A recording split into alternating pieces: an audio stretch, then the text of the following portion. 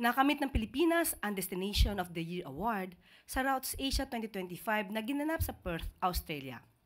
Patunay ito na patuloy na lumalakas ang turismo sa ating bansa sa ilalim ng Love the Philippines campaign ng DOT.